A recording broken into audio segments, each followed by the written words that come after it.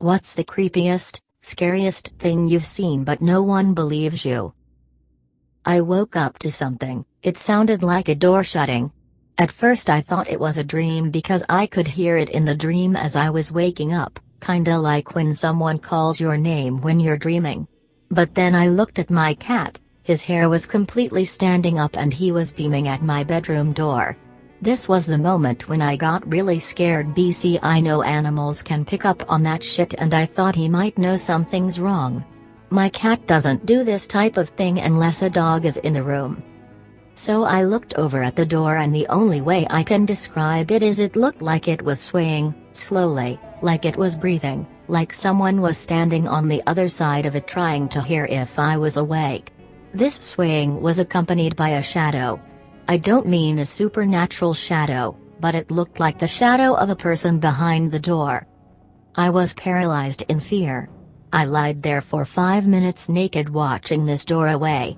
I considered yelling and trying to scare them away, but I was terrified someone might respond.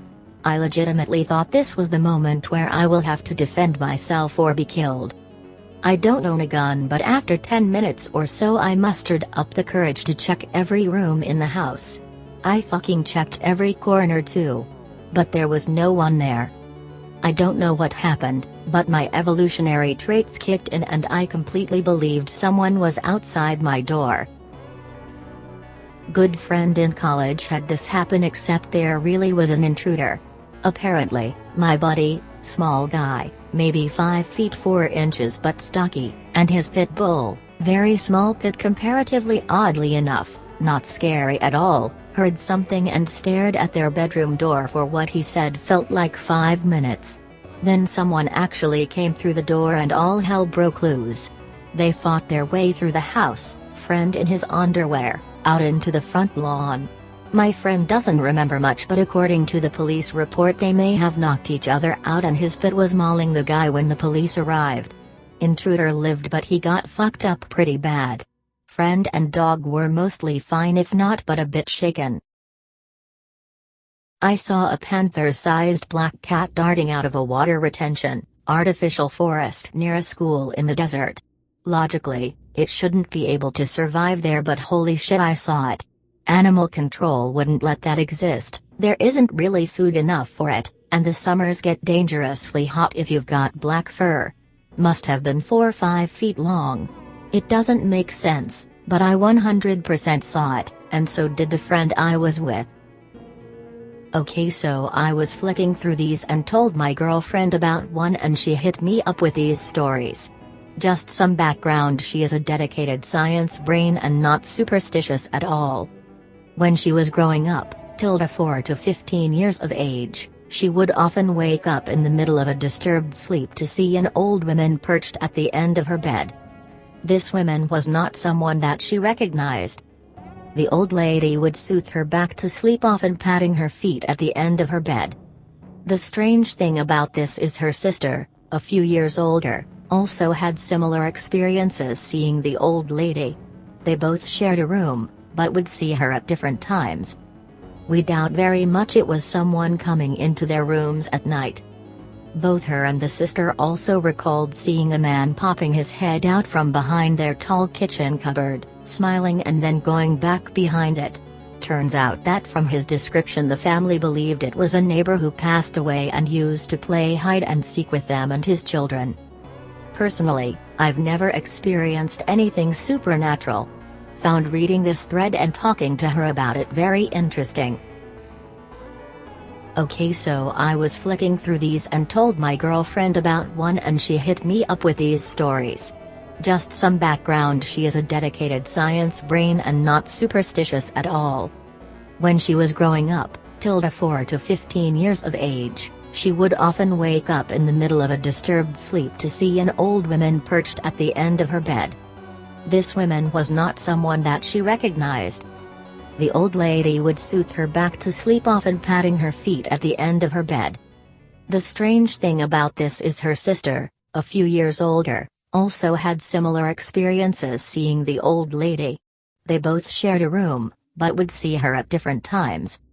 We doubt very much it was someone coming into their rooms at night. Both her and the sister also recalled seeing a man popping his head out from behind their tall kitchen cupboard, smiling and then going back behind it. Turns out that from his description the family believed it was a neighbor who passed away and used to play hide and seek with them and his children. Personally, I've never experienced anything supernatural. Found reading this thread and talking to her about it very interesting. I used to have a buddy that lived in the same neighborhood, a few streets over. One night we were having a couple of beers in his backyard while playing cards. I had some things to do the next morning, so just before 10 I said my goodbyes and shoved off. It was a short walk, maybe 15 minutes door to door, so I never drove. Anyway, it was a nice night. Uneventful trip. But when I got home, my roommate was coming out the front door, coffee in hand, and dressed for work. He gave me a funny look and said he thought I was asleep since my truck was in the driveway. I told him where I'd been and asked why he was going into work at night. That's when he kind of laughed and asked if I was drunk. We stared at each other for a minute and then he told me it was just after 5 in the morning and he was going in just like he usually did. In my entire life, I'd never felt more confused than I did in that moment. I could tell he was dead serious, but I knew I had just left my friend's house. I checked my phone and sure enough, 5-something in the AM. My roommate left for work. I paced circles in the living room for a bit, then called the friend whose house I'd just left. He groggily answered and confirmed I'd left at 10 the previous evening. I have no idea what happened during those 7 hours of my life, and it gives me chills to think about it all these years later. I wasn't drunk, I wasn't tired, no one could have slipped anything in either of the 2 Coors Lights I'd had. No known medical conditions that would have caused me to black out, and nothing has happened like it since. I just don't know what happened to that time. I was walking to class from the dining hall on my campus when I saw a lady yelling for help and banging on a window of a nearby building. Lots of people were walking past, but I was the only one who seemed to acknowledge it. I went to the window to help and she told me she was locked in a room in the building and that she needed me to come in and open the door. Now, I have no idea the layout of this building and where she was located. So I decided to call campus security for help despite her pleading with me not to call them and to just let her out. I call them and when I hear them coming I go to greet them so I can take them to the window. I leave for maybe a maximum of 15 seconds and when I return with campus security she is gone. We can't see her at the window and campus security goes inside to double check and sure enough there is no trace of her. Campus security definitely thought I was crazy and I'm sure my professor thought I was full of shit when I explained to him why I was late. No one seems to believe me that this happened, but I swear it did. Not really creepy or scary, but my parents went canoeing in the middle of nowhere with some troubled youth. While they were on the river their canoes capsized and people were having problems swimming and getting to shore. About 3-4 large men came out of nowhere and helped them all to shore, then completely disappeared afterwards. My parents swear they must have been angels, as there's no way they appeared and disappeared that quickly when they were in the middle of nowhere. Had my laptop in my bed just before going to sleep, not plugged in, on battery. Made an offhand comment on some website about how I wasn't scared of ghosts and didn't believe in them. Then I turned it off and went to sleep with the laptop beside me in my bed. Next morning when I try to power it on, nothing happens. But the laptop feels unusually light. That's when I realized the battery had been physically removed and placed in the kitchen. I was alone in my apartment and do not have a history of sleepwalking at all. When I was around 9 or 10, this guy who looked about 40 just kept being in every single public place I was in. With my parents or not, he was there. At the store? Yes, he was there, bought everything me and my family bought. In school? Yes, he was staring at me on the other side of the school gate. Out in the city? Yes, following me in the streets. I told my parents so many times and they just ignored me and said I need to stop believing everything my brother says. Since my brother was really into creepy stuff at the time, he was 14, one day this guy just disappeared. The next thing I knew was that one of my friends kept seeing the guy everywhere. She many times pointed that the guy was outside the school gate watching her. I never saw him on the other side of the gate. Then she told me the guy disappeared after a few weeks. Then this other kid started telling everyone about the guy following him. About 7 months passed and I moved to another town. Still gives me creeps. In the same room of my old house, I have seen a convulsed face floating outside my window. My brother has also seen it too. I saw the same face over a number of periods and it would do stuff like smile and float closer and further from the glass.